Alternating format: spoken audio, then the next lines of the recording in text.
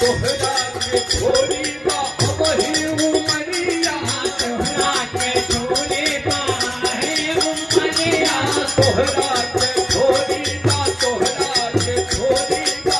वही उमरिया तोहरा के छोरी बा है उमरिया राजा के लखन के संगीत करनिया राजा या राजा के लखन के संगीत करनिया राजा के लखन के तीनों के देख के लजा जाली चंपा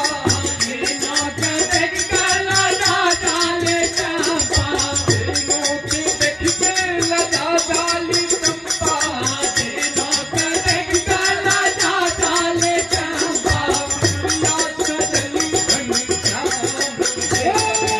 आपन बता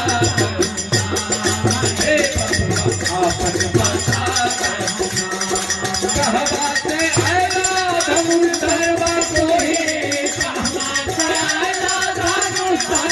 कोई तू गरीबा कहाँ कौन धाम है आपन बता हे